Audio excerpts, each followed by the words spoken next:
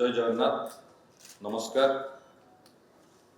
बंधुगण मु अत्यंत खुशी जे जनता मैदान रे जनवरी 28 और 29 तारीख रे जो उत्कर्ष ओडिशा मेकिंग ओडिशा कॉन्क्लेव 2025 प्रस्तुति विषय रे आपण मानक माध्यम रे समग्र ओडिशावासी को मु जणाइबाकू जाउची। यशस्वी प्रधानमंत्री नरेंद्र मोदी जी दूरदृष्टि संपन्न नेतृत्व और माननीय मुख्यमंत्री मोहन चरण माझी प्रेरणादायी मार्गदर्शन रे यही प्रमुख कार्यक्रम द्वारा ओडिशा को विश्व मानचित्र रे शिल्प शक्ति केंद्र भाव में अभिभूत करने सह राज्यर सामग्रिक और स्थायी अभिवृद्धि को त्वरान्वित करने लक्ष्य नहीं ये कार्यक्रम करा जाउछि।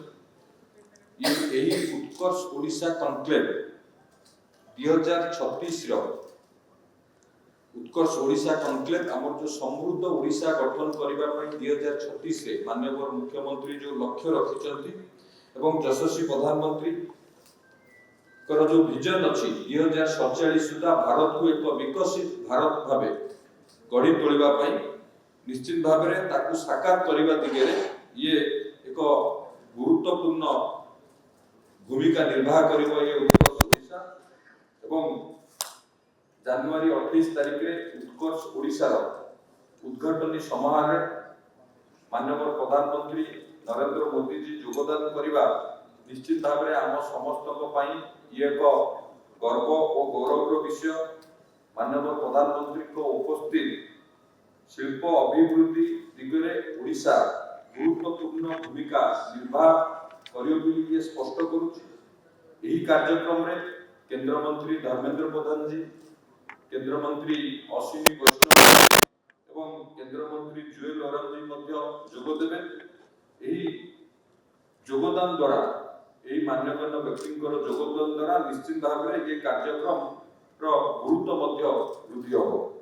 आपण मैंने जानी खुशी हेबे मेक इन ओडिशा प्लेटफॉर्म रे उत्कर्ष ओडिशा प्लेटफॉर्म रे 7500 रु अधिक शिल्प प्रतिनिधि पंजीकृत कर सारिछन जोंथिरे पाखापाखी 16 रु अधिक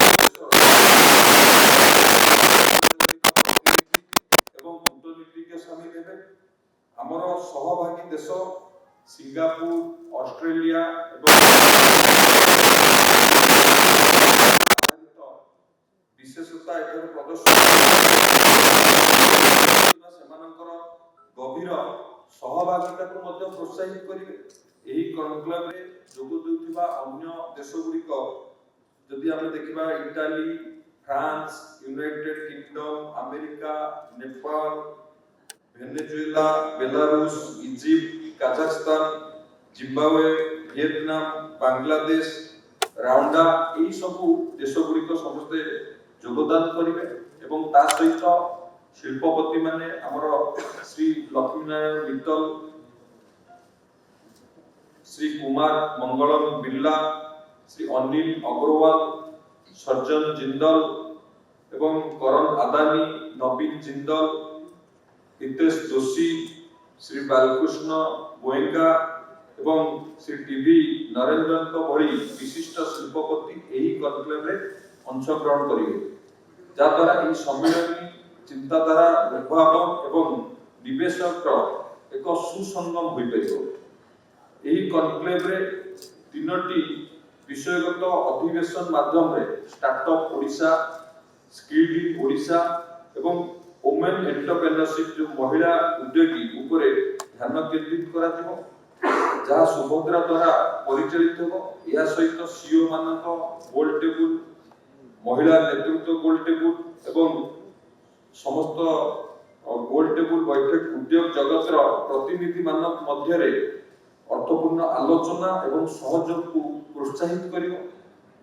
उत्कर्ष ओडिशा प्रदर्शनी रे प्राय 150 जन प्रदर्शक शामिल हेबे जो माने अभिनव सामग्री एवं समाधान प्रदर्शन एक प्लेटफॉर्म प्रदान करेंगे। यही प्रदर्शनी केवल कनक्लेव समय प्रतिनिधि मानक उपलब्ध हो जनवरी 30 तारिख रे साधारण जनता खोला रहिबो जो एग्जीबिशन हो एक पूर्णांग अभिज्ञता सुनिश्चित करबा जनवरी 28 और 29 तारिख रे सांस्कृतिक कार्यक्रम मध्य परिवेशन करा दिबो।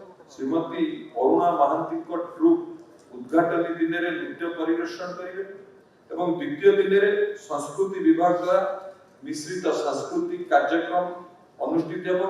उभय दिन संध्या रे चित्ताकर्षक ड्रोन शो आयोजन करा दिबो जहा ओडिशा परंपरा को वैषयिक विद्या सह सम्मिश्रण करिवो। उत्कर्ष ओडिशा मेकिंग ओडिशा कनक्लेव 2025 केवल एक निवेश शिखर सम्मेलन नुहे बरं ओडिशा को वैषयिक मूल्य श्रृंखला रे एक प्रमुख दाबीदार भाव में स्थानित करबा पई गोटे परिवर्तन यात्रा है। एही सब ऊपर हमर ध्यान केंद्रित रहिछि। हमर textile downstream petrochemical metal specialist एवं सिनेमा गणमाध्यम क्षेत्र को प्रोत्साहित करिबा हमर रिन्यूएबल एनर्जी को मध्य आगु को बढ़ाइबा हमर विकास कार्यक्रम रे मूल स्थायित्व बजाय रखी वैषयिक सहभागिता को सुदृढ़ करिबा। एही कनक्लेव एक समृद्ध शिल्प इकोसिस्टम सृष्टि करिबा दिगरे गोटे पदक्षेप जहाँ स्थानीय उद्योगी मान प्रोत्साहित करिबो एमएसएमई गुडी को समर्थन करिबो एवं महिला उद्योग मान उन्नति साधना करिबा सह सामग्रिक और समान अभिवृद्धि की मध्य सुनिश्चित करिबो। शिल्प जगतर नेता उद्योगी एवं उद्भावक मान उत्कर्ष ओडिशा मेकिंग ओडिशा कनक्लेव 2025 रे जोग देबा पई मो हृदय निमंत्रण जणाउछि। आपण मानक पई यह होछि ओडिशा रे थिबा अपार संभावना को खोजिबा एवं स्वप्न को वास्तव में परिणत करिबा पई हेउथिबा यात्रा रे शामिल हेबार अपूर्व सुযোগ। भारतर शिल्प विप्लवर नेतृत्व देबाकू ओडिशा प्रस्तुत एवं एही परिवर्तनकारी यात्रार अंश हेबा पई आमे आपण मानकू स्वागत करिबा पई आग्रही।